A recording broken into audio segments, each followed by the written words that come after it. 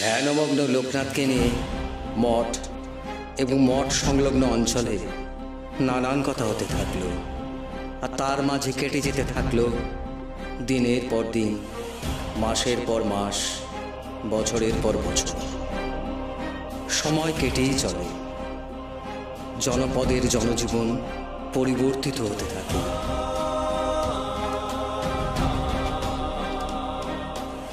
এইভাবেই চলতে চলতে পার হয়ে গেল 20টা বছর।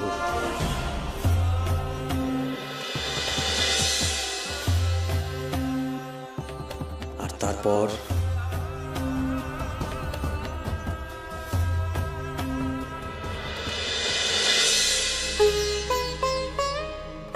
আজ কত কাল কেটে গেল বলো দেখি। সেই কবে সন্ন্যাসী ঠাকুর এসেছিলেন এই মন্দিরে, ধ্যানমগ্ন হলেন, সেই ধ্যান আর ভাঙলই না।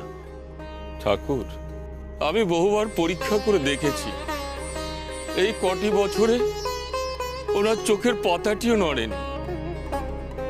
প্রথম দিন ঠিক যেমনটি বসেছিলেন, ঠিক তেমনটি আজও বসে আছেন।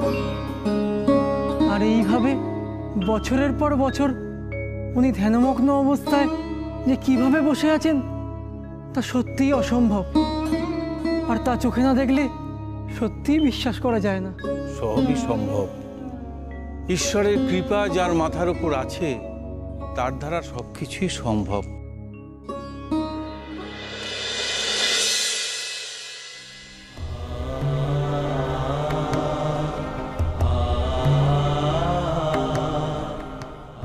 এ কি, আপনি আজকেও সময় মতো এসে পড়লেন বাবা?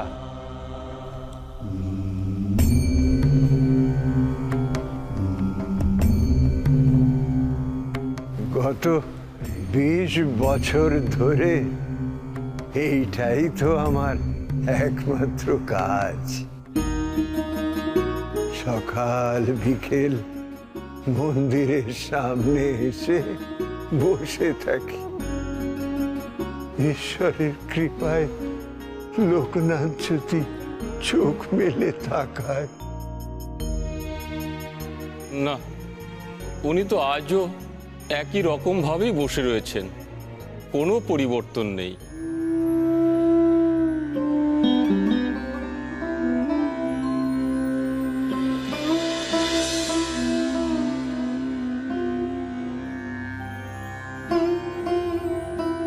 লোকনাথ নিজের জীবন ঈশ্বরের পায়ে সম্পূর্ণরূপে নিবেদন করে দিয়েছে। এখন ঈশ্বর ওকে কোন পথে চালান, কিভাবে ওর জীবন গাঁথেন, সেটা কে জানে। না না ভৈরবী, ঈশ্বর ওর জীবন আগে থেকেই গেঁথে রেখেছেন। লোকনাথ শুধু প্রভুর পথটুকু অনুসরণ করছে।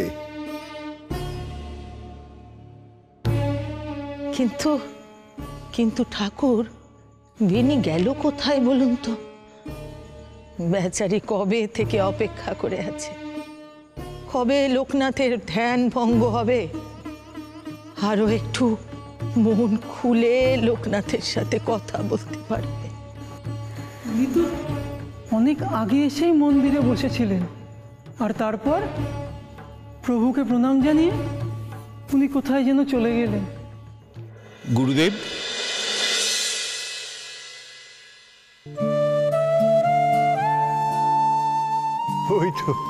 ওই তো বেনি এসে গেছে।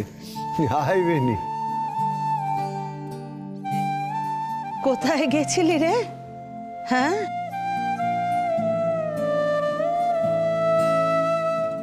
মা, প্রভুকে নিবেদনের জন্য ফুল আর বেলপাতা আনতে গেছিলাম।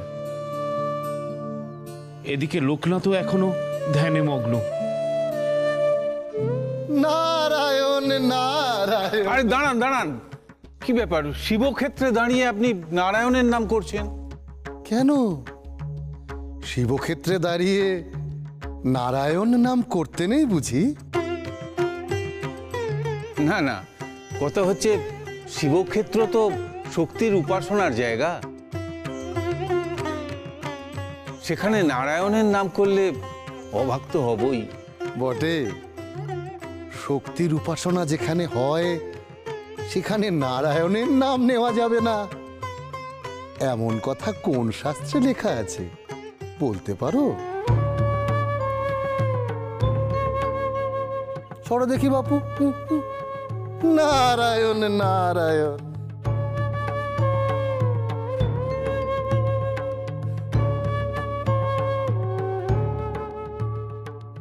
গুরুদেব, উনি যা বলে গেলেন সব সত্যি, তাই না? অবশ্যই অবশ্যই সত্য। দেখ, মনে ভক্তি থাকাটাই যথেষ্ট। কে কিভাবে পুজো দিল তা দিয়ে কি আসে যায়?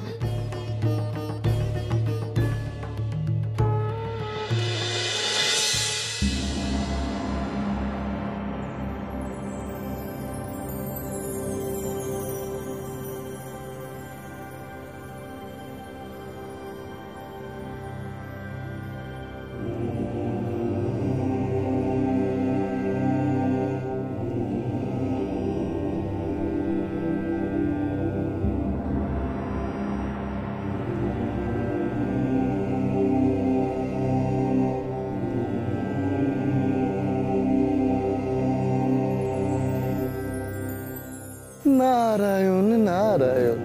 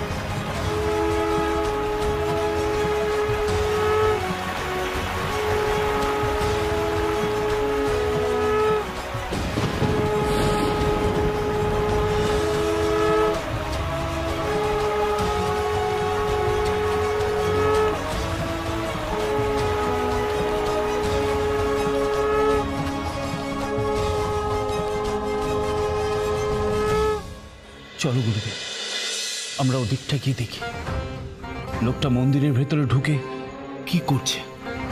সত্যি সত্যিই দেবাদিদেব মহাদেবকে পুজো নিবেদন করতে এসছেন কি? চলো।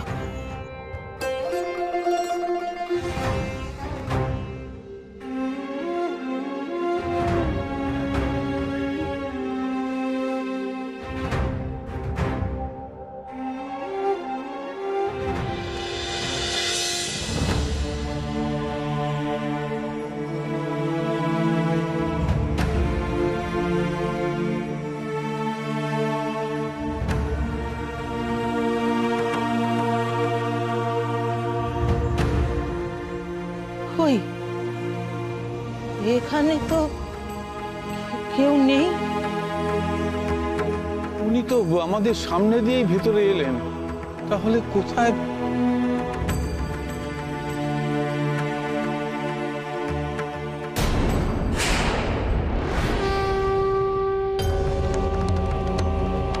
জয় শিব শম্ভু জয়।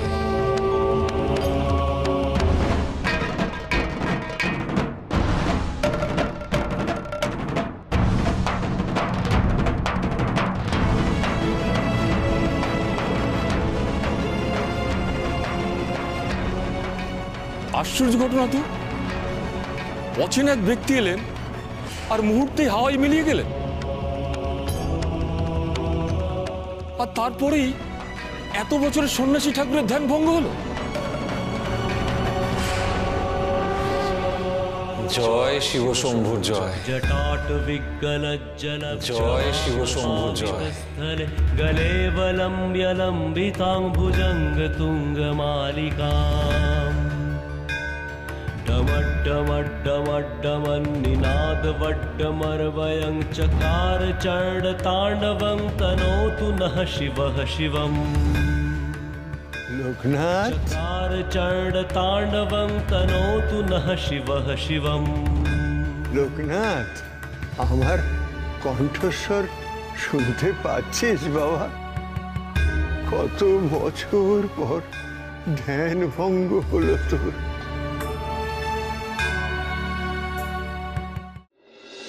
লোকনাথ, লোকনাথ, আমাদের দিকে একবার তাকিয়ে দেখ বাছা। এতগুলো বছর অপেক্ষা করে আছি, কবে তোর ধ্যান ভঙ্গ হবে,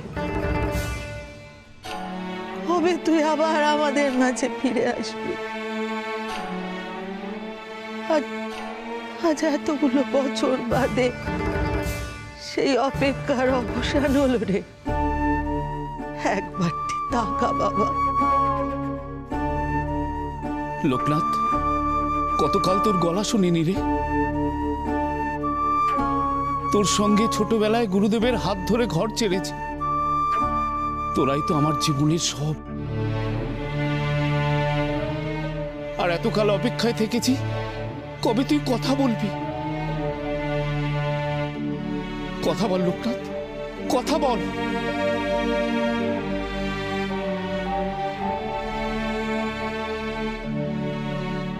লোকনাথ, কি হয়েছে বাবা?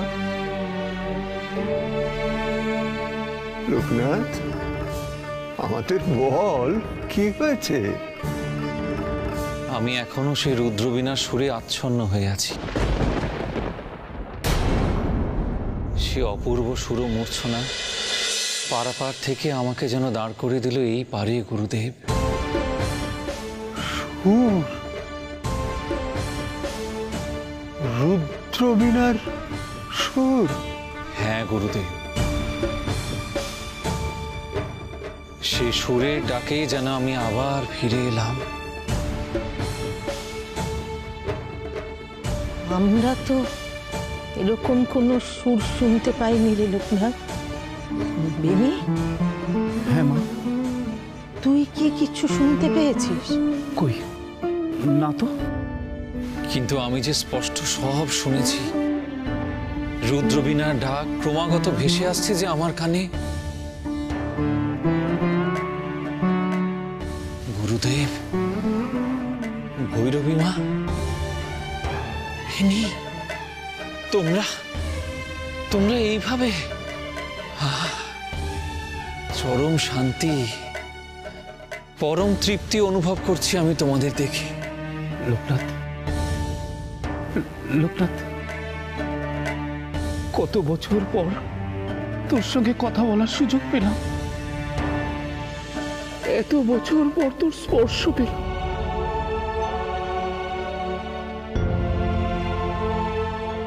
এত বছর, কিন্তু আমি যে প্রভুর ডাকে সবে মাত্র ধ্যানস্থ হয়েছিলাম বলে মনে হচ্ছে। না রে লোকনাথ, বিগত 20 বছর তুই ধ্যানস্থ ছিলি। নিজেকে ঈশ্বরের সেবায় এমন মগ্ন রেখেছিলি যে তোর নিজের প্রতি কোনো লক্ষ্যই ছিল না।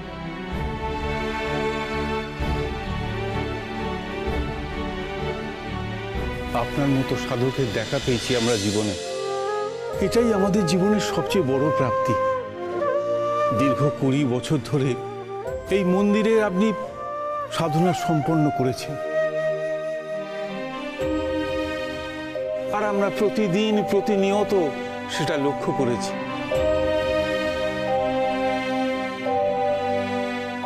আপনার উপর ঈশ্বরের অপার করুণা। আপনি সত্যি প্রভুর বরপুত্র। জয় সন্ন্যাসী ঠাকুরের জয়, জয় বাবা মহেশ্বরের জয়, জয় সন্ন্যাসী ঠাকুরের জয়, জয় বাবা।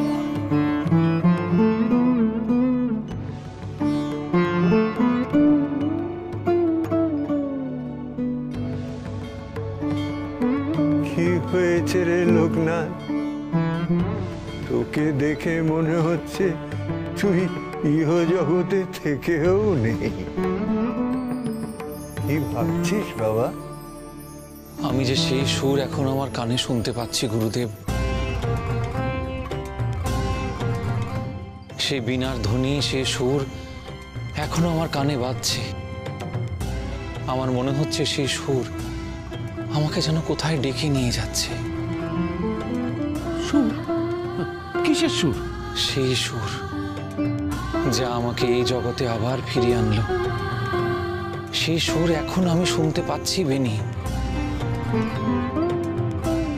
কেন তোরা কেউ শুনতে পাচ্ছিস না? কই না তো, আমরা তো কোনো সুর শুনতে পাইনি।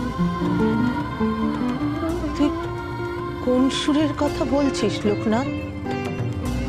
আমরা তো কিছু বুঝতে পারছি না। কি আশ্চর্য, তোমরা সত্যি কিচ্ছু শুনতে পাচ্ছ না? সত্যি বলছি ঠাকুর, আমরা কিচ্ছু শুনতে পাচ্ছি না। কিন্তু আমি তো শুনতে পাচ্ছি। আমার কানে ক্রমাগত সেই বেজে চলেছে রুদ্র বীণার সুর। আমি অনুভব করছি ঠাকুর, এই সুর আপনাকে পথ নির্দেশ করছে। পথ নির্দেশ? কিসের পথ নির্দেশ? আমার বিশ্বাস স্বয়ং রুদ্রনাথ সন্ন্যাসী ঠাকুরকে ডাকছেন তার কাছে।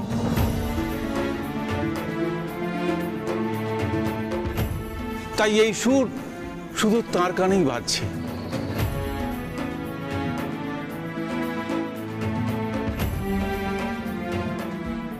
রুদ্রনাথ?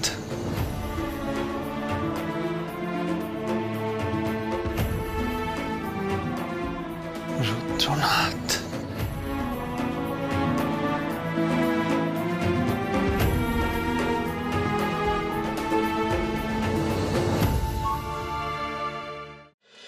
রুদ্রনাথ? হ্যাঁ ঠাকুর, অলকানন্দ আর মন্দাকিনীর সংযোগস্থল সেই স্থান। এই স্থান বড়ই পবিত্র। আমি অনুভব করেছি গুরুদেব, যত তাড়াতাড়ি সম্ভব আমাকে সেখানে পৌঁছতেই হবে। আমি যে স্বয়ং রুদ্রনাথের ডাক পেয়েছি। লোকনাথ, তুই রুদ্রনাথের ডাক অনুভব করেছিস? কিন্তু সে পথে আমরা যাব কেমন করে? সে পথ বড়ই দুর্গম বলে শুনেছি। কিন্তু লোকনাথ যখন একবার ডাক অনুভব করেছে, তখন আর কালক্ষেপ করা উচিত নয় বলেই আমার মনে হয়। আচ্ছা আচ্ছা, রুদ্রনাথ মানে ওই যেখানে দেবাদিদেব মহাদেব দেবর্ষি নারদকে? হ্যাঁ হ্যাঁ, আপনি ঠিক ধরেছেন, এই সেই স্থান।